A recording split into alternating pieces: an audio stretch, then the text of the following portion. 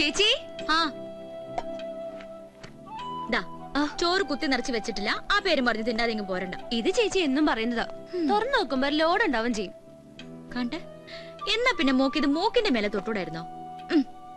നിന്റെ മുഖം തെളിയാത്ത എന്താന്ന് എനിക്കറിയാം. എന്തിനാ സെക്കൻഡ് ഹാൻഡ് ആക്കുന്നത്? കുറിക്കാശ് കിട്ടി നമുക്ക് പുതിയ കമ്പ്യൂട്ടർ തന്നെ വാങ്ങിക്കാം. കൂട്ടുകാരികളുടെ മുമ്പിൽ നമ്മളായിട്ട് എന്തിനാ ചെറുതാവുന്നേ? ചെല്ല്. അച്ഛാ ഞാൻ പോവാണേ. ശരി മോളെ.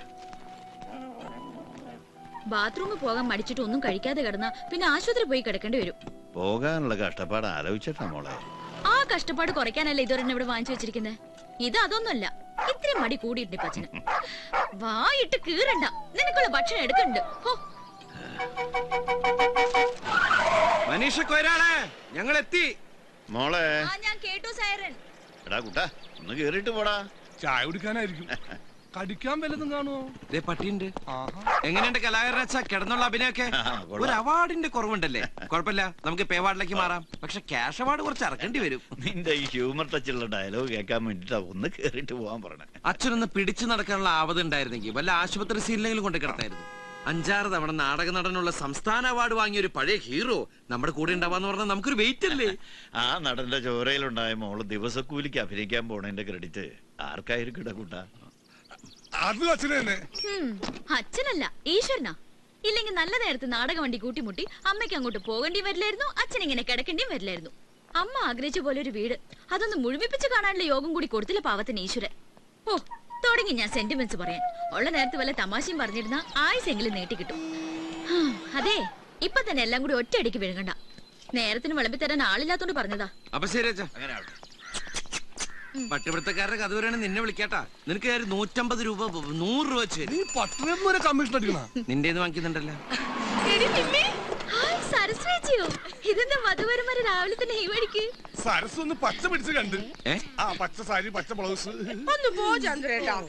നാളെ മുതൽ ജോസേട്ടൻ നിർമ്മിക്കുന്ന സീരിയലിന്റെ ഷൂട്ടിംഗ് തുടങ്ങുവാ. ഞങ്ങള് ലൊക്കേഷൻ ഒക്കെ നോക്കാൻ ഇറങ്ങിയതാ. എടാ ജോസേ, നീ നിർമ്മാതാവുമായോ? ഹീറോയിൻ സരസ് തന്നെ ആയിരിക്കും അല്ലേ? ഏതായാലും നന്നായി. മെഗാ സീരിയൽ ആകുമ്പോ ഷൂട്ടിംഗ് കുടുംബജീവിതോട് ഒന്നിച്ചുകൊണ്ടല്ല. ഭർത്താവ് പ്രൊഡ്യൂസർ ആയതുകൊണ്ട് ഓക്കെ. ഇല്ലെങ്കിൽ ഒന്ന് പ്രസവിക്കാൻ വരെ മിനിമം 10 കൊല്ലെങ്കിലും കാത്തിരിക്കേണ്ടി വരും. അതല്ലേ ഞാൻ സീരിയൽ അഭിനയിക്കാത്തത്. ഓ പെണ്ണിന്റെ പറച്ചില് കേട്ടാ കെട്ട് കഴിഞ്ഞിട്ട് അതിനു വേണ്ടി മുട്ടി നിക്കുവാന്ന് തോന്നും. കുറച്ചു കാലം കൂലിക്ക് കരയാൻ ഇതേ വണ്ടിയിൽ വന്ന ആളാണ് സരസു. എന്തായാലും നമ്മൾ ടീമിനൊരു പേര് തന്നെയാ സരസു ഹീറോയിനായത്. അധികം വൈകാതെ ഞാൻ അവർക്ക് ഒരു ഹീറോയിനെ കൊയ്റോളെ സീരിയലിലേക്കല്ല സിനിമയിലേക്ക്. നീ ആദ്യം ഇവളെ നിന്റെ ഹീറോയിൻ ആക്കാൻ നോക്ക്. കൊല്ലം കുറെ ആയാലും രണ്ടും കൂടി ചക്കീം ചങ്കരനുമായിട്ട് നടക്കാൻ തുടങ്ങിയിട്ട്. ഇതാണ് ഈ സീരിയലിന്റെ ഒരു കുഴപ്പം. 1-2 പറഞ്ഞ കല്യാണമായി കരച്ചിലായി. ഇനി ഞാൻ ഇവിടെ നിന്ന് ഡയലോഗ് പറഞ്ഞ് കരഞ്ഞു. അതുകൊണ്ട് ഞങ്ങൾ ഞങ്ങളുടെ കൂട്ടക്കരച്ചിലിന് പോട്ടെ. എല്ലാരും ഇങ്ങോട്ട് അയ്യോ ഞാൻ മറന്നുപോയി. ഞാൻ പണ്ടത്തോർമയിൽ കയറാൻ പോയതാ. അപ്പൊ ഞാൻ പോട്ടെ പോട്ടെ നിമ്മി. എല്ലാവർക്കും സർജനെ പോലെ പച്ച പിടിക്കണ്ടേ? വണ്ടി ഇവിടെന്താ വേറെ ഷൂട്ടിംഗ്? ഇത് ചിലപ്പോ ജോഷ് സാറിന്റെ പടവയ്ക്കുള്ളൂ. ആൻഡ്രോ ജോസഫ് പ്രൊഡക്ഷൻ എക്സിക്യൂട്ടീവ്. ഇതെന്താ റോസ്മാനെ വണ്ടി ഇങ്ങോട്ട് തിരിയണത്? ഇത് കോളേജല്ലേ? അതെ, തേവര കോളേജ്. ഇവിടെയാ ലൊക്കേഷൻ. നിന്നോട് ആര് പറഞ്ഞു? Production manager. എന്നിട്ട് അതെന്താ നീ എന്നോട് പറയുന്നേ? അതിനെന്നോട് ചോദിച്ചാ. സീമാറിന്ന തോന്നണേ. തള്ളമാർക്കും തന്നമാർക്കൊക്കെ ഇന്നത്തെ കൂലി കെട്ടവണ ലക്ഷണമുണ്ട്. എന്തായാലും നമ്മുടെ കൂട്ടത്തിലുള്ള കോളേജ് കുമാരന്മാരും കുമാരിമാരൊക്കെയാണെന്നാണ് ഇറങ്ങിയ. നീ എന്താ ഇറങ്ങാത്ത? ഞാനില്ല, ഇത് രാജു പഠിക്കുന്ന കോളേജാ. ഇവിടെ വായി നോക്കി നിൽക്കാനാണോടാ ഈ പേടകത്തിൽ കയറി ഇങ്ങോട്ട് കെട്ടിയെടുത്തത്? കാലത്തെ തന്നെ ഈ എബ്രഹാം ലിങ്കനെ മൂടൗട്ടാക്കാതെ ഫ്രെയിമിൽ കയറി വായി നോക്കടാ. അതല്ല ലിംഗ സാറേ, സാർ ഇന്നലെ പറഞ്ഞത് ആശുപത്രിയിലെ വിഷമത ദുരിതത്തിന്റെ കണ്ടിന്യൂറ്റി ആണെന്നല്ലേ? എന്നാ ആ കണ്ടിന്യൂറ്റി മാറി കോളേജിൽ വില്ലന്റെ ഇൻട്രഡക്ഷൻ ആക്കി. എന്താ നിന്നെ പോലെ കൂലിക്ക് ഞണ്ണാൻ വരുന്ന ഊച്ചാളികളോട് ഇതൊക്കെ നേരത്തെ ചാർട്ട് ചെയ്ത് ബോധിപ്പിച്ചാലേ നീയൊക്കെ പണിയെടുക്കൂ. പോട ഞാഞ്ഞോള് കവള. എന്ത് എടാ ആളൊരുമാതിരി ആക്കി സംസാരിച്ചാലുണ്ടല്ലോ കെട്ടിക്കും ഞാൻ. ഈ പ്രൊഡക്ഷൻ കൺട്രോളർ എബ്രഹാം ലിംഗം വിചാരിച്ചാൽ ജൂനിയർ ആർട്ടിസ്റ്റുകൾ 10,000 വേറെ വരും. ഹായ് നിമ്മി. ഹായ് ദിവ്യ. ഹായ് കുരുത്തം കെട്ട തള്ളേ, നിങ്ങളോട് ഞാൻ ഹായ് പറഞ്ഞോ? എന്താടോ ഇത്? ഇവിടെയാണ് ഷൂട്ടിംഗ് നടക്കണേ. അവിടെയല്ലേ? വേഗം ഒന്ന് ബാക്ക്ഗ്രൗണ്ടിൽ വാടാ വാടാ അങ്ങോട്ടല്ല ഇങ്ങോട്ട്. വാടാ വാടാ വാടാ വാടാ വാടാ വാടാ വാടാ. രമേശ, ഈ കുട്ടി കൊള്ളാം. ഇവിടെ ഹീറോയിന്റെ കൂടെ നിർത്തി.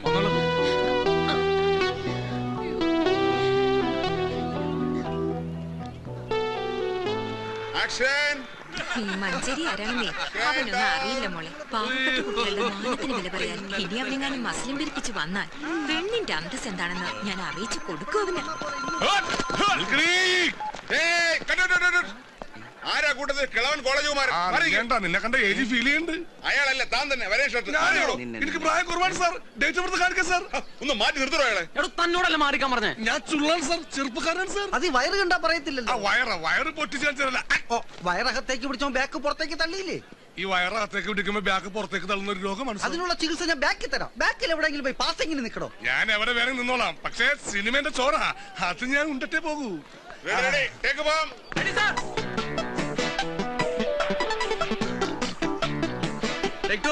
ഞാനിവിടെ വെയിറ്റ് കുറെ നേരമായല്ലോ കുട്ടി ഫ്രെയിമിൽ നിന്ന് വിളിച്ചു കളിക്കുന്നു. ഞാൻ തന്നോട് പറഞ്ഞല്ലേ ഹീറോയിന്റെ ആർട്ടിസ്റ്റ് നിർത്തിയാൽ മതിയെന്ന്. കണ്ട ജൂനിയർ ആർട്ടിസ്റ്റിനെ വിളിച്ചു നിർത്തി ഫിലിം കളയാനായിട്ട്. ഒന്ന് നേരെ നിൽക്കാൻ പറയൂ. വാടി, ഇവളുടെ ഒരു കാര്യം. രാജി നിൽക്കടി, കുറച്ചേരം കൂടി കാണാടി, നല്ല രസമുണ്ട്. എനിക്ക് വലിയ രസവും തോന്നുന്നു. പെട്ടെന്ന് ഡള്ളായത് ഒന്നും. രാജി ഇവിടെ വന്നപ്പോഴാ അറിഞ്ഞത് മോളുടെ കോളേജിലെ ഷൂട്ടിങ്ങിന്. ഞാൻ പോവാൻ പോയതാ, പക്ഷെ പറ്റിയില്ല. എത്രയായാലും ഇത് ജോലിയായി പോയില്ലേ. മോൾക്ക് വിഷമായില്ലേ? സോറി. ഇതാണോ നിന്റെ കൊസ്രാക്കൊള്ളി ഗ്യാങ്? ചേച്ചിയെ കൂടി ഒന്ന് പരിചയപ്പെടുത്തി താടി. ആരാ അത്? രാജയുടെ ചേച്ചിയാ? അത് ചേച്ചിയാ, വകയിലൊരു ചേച്ചി.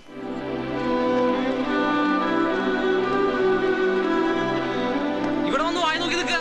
പോയി ഹീറോയിനെ പിന്നെ ചെന്ന് നിൽക്ക്. രമേശിന് നേടെ പോയി എടുക്ക. ചോറ് ശരിക്കിട്ടോ. ആ, കുറച്ച് സാമ്പാർ. എടാ ചന്ദ്ര, നീ അല്ലേ ഇപ്പൊ ക്യൂ ഒന്ന് വാങ്ങിപ്പോയത്? ചേട്ടാ, ഒരിക്കൽ കണ്ട സിനിമ പിന്നെയും കാണാൻ പോകുമ്പോ പിന്നെയും ക്യൂവിൽ നിൽക്കണം. അതാണൊരു മര്യാദ. ഒന്നും ആയില്ല ജോസേട്ടാ, ഊറ്റ പിടി കൂടി.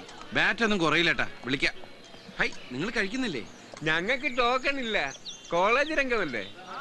അവിടെ കുറെ പാവങ്ങള് പ്രായം കൂടിയതിന്റെ പേരിൽ അന്നം കിട്ടാതെ വിഷമിച്ചിരിക്കുമ്പോഴാ അവന്റെ ഒരു സെക്കൻഡ് ടേക്ക്. പ്രായം കൂടി ഒറ്റ കാരണം കൊണ്ട് എന്നെ കഴുത്തെ പിടിച്ച് പുറത്തുള്ള നീ കണ്ടല്ലേ? ഞാനിന്ന് രണ്ടാമത്തെ അടിച്ചോണ്ടിരിക്കുക. എന്താ സിനിമയിൽ കയ്യൊക്കെയുള്ള കാര്യക്കാരൻ.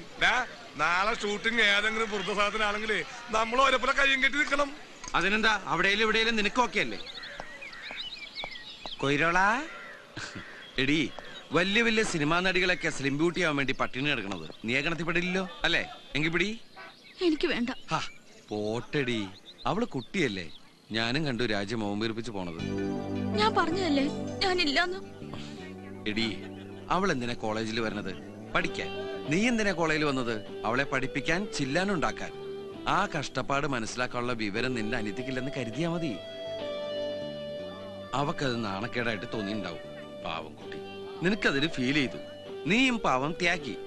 ഇതൊരു MT സാറിന്റെ സ്ക്രിപ്റ്റിലെ സീനായിട്ട് കണ്ടാ മതി. വിട്, വിടറി, ഇത് വിടറി. എന്നാലും ഞാൻ അവൾക്ക് ഒരു വകയിലെ ചേച്ചിയായി പോയില്ലേ. എനിക്കത് സഹിക്കാൻ പറ്റണില്ല കുട്ടേട്ട.